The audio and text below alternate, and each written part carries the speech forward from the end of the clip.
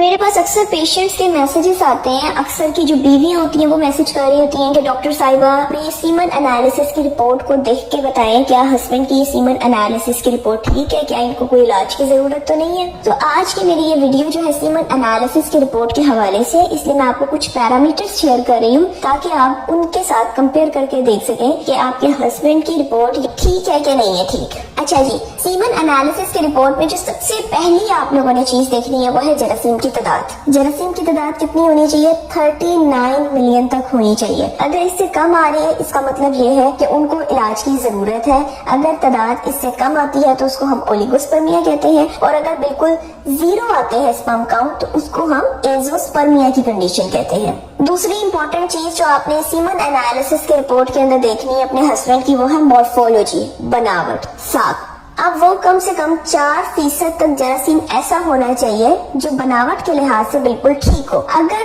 3، 2 یا 1% آ رہا ہے جراثیم کا کہ بناوٹ کے لحاظ سے صرف اتنا جراثیم ٹھیک ہے تو اس کا مطلب یہ ہے کہ ان کو علاج کی ضرورت ہے۔ تیسری امپورٹنٹ چیز جس میں اکثر پیشنٹس جو ہیں وہ لاپرواہی برتتے ہیں اور ان کو لگتا ہے اگر یہ ویلیوز کم بھی آ گئی تو کوئی مسئلہ نہیں، وہ اکثر ڈینائل فیس میں ہوتے ہیں کیونکہ وہ یہ کہتے ہیں کہ ہم فزیکلی جو ہے بالکل ٹھیک ہیں تو انشاءاللہ تعالیٰ پریگننسی ہو جائے گی، تو وہ اس چیز کو زیادہ کنسیڈر نہیں کرتے جبکہ یہ بہت زیادہ امپورٹنٹ ہے اور اس کی وجہ سے اکثر انفرٹیلٹی آ رہی ہوتی ہے۔ یہ آ جاتا ہے جی موٹیلٹی، جراثیم کی حرکت۔ ٹوٹل موٹیلٹی کتنی ہونی چاہیے؟ 40% یا اس سے زیادہ ہونی چاہیے، 40% سے کم نہیں ہونی چاہیے۔ اگر 40% سے کم ہے تو اس کے لیے آپ کو علاج کی ضرورت ہے۔